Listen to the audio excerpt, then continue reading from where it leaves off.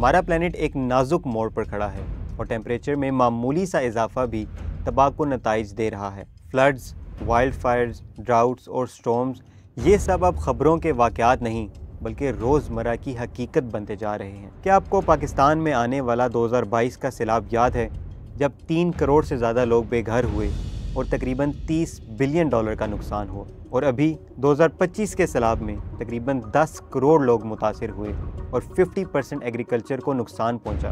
United Nations के मुताबिक पाकिस्तान को 1992 से 2021 के दरमियान नेचुरल डिज़ास्टर से तकरीबन $29 बिलियन का नुकसान हुआ, जबकि पाकिस्तान ग्लोबल कार्बन एमिशन में 1% से भी कम हिस्सादार है। एक्सपर्ट्स ने वार्न किया है कि अगर ग्लोबल टेम्परेचर में कंटिन्यूसली इजाफा होता रहा तो 2050 तक पाकिस्तान की इकॉनमी में 20% नुकसान देखने को मिलेगा। सिर्फ पाकिस्तान नहीं, दुनिया भर की यही कहानी है।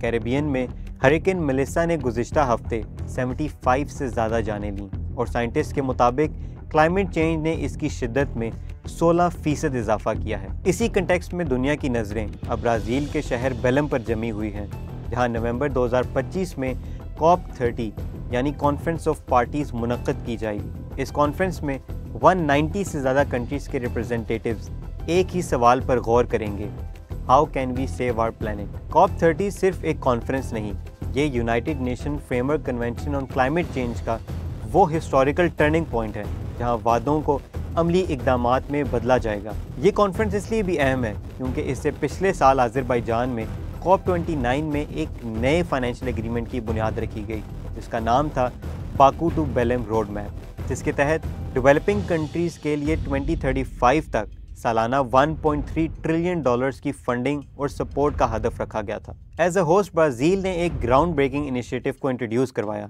Tropical forest forever facility TFFF, $125 billion का फ़ंड, जिसका मकसद उन ममालिक को फाइनेंशियली असिस्ट करना है जो अमेज़न, कोंगो और दीगर रीजन्स के फॉरेस्ट की हिफाजत कर रहे हैं, क्योंकि यही फॉरेस्ट हमारे प्लेनेट अर्थ के लंग्स हैं जो ग्लोबल कार्बन एमिशन को 50% एब्जॉर्व करते हैं। लेकिन अफसोस की बात यह है कि मेजर पावर्स जैसे अमेरिका, चाइना, रशिया और इंडिया इस कॉन्फ्रेंस में शिरकत नहीं कर रहे। डोनाल्ड ट्रंप ने तो यहाँ तक कहा, It's the greatest con job ever perpetrated on the world, in my opinion.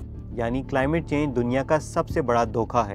Trump की स्टेटमेंट के बाद उन्हें लैटिन अमेरिका के लीडर्स की तरफ से बैकलैश का सामना करना पड़ा और उन्होंने ट्रंप की स्टेटमेंट को पब्लिकली फॉल्स करार दिया। United Nation Secretary General Antonio Guterres ने वर्ल्ड लीडर्स को वार्न किया है कि आइदर वी विल लीड और we will be led into catastrophe. उन्होंने कहा है कि हर साल $1 ट्रिलियन फॉसिल फ्यूल की सब्सिडी में खर्च हो रहा है और ममालिक अपने फ़ायदे के लिए दुनिया को जला रहे हैं। इसी दौरान यूनाइटेड किंगडम ने ब्राज़ील की मेज़बानी में बनने वाले $125 बिलियन के फॉरेस्ट फंड से विड्रॉ कर लिया है। माहिरीन का कहना है कि अगर वेल्थी कंट्रीज़ ने अपनी फाइनेंशियल कमिटमेंट्स पूरी ना की तो ग्लोबल साउथ कंट्रीज़ जैसे पाकिस्तान, बांग्लादेश और नाइजीरिया क्लाइमेट कोलैप्स के दहाने पर पहुंच जाएंगी। COP30 का फैसला पाकिस्तान जैसी कंट्री के लिए लाइफ और सर्वाइवल का मसला है। अगर ग्लोबल $1.3 ट्रिलियन का टारगेट अचीव हो गया तो पाकिस्तान को क्लीन एनर्जी, सस्टेनेबल एग्रीकल्चर और क्लाइमेट रेजिलियंस जैसे प्रोजेक्ट्स में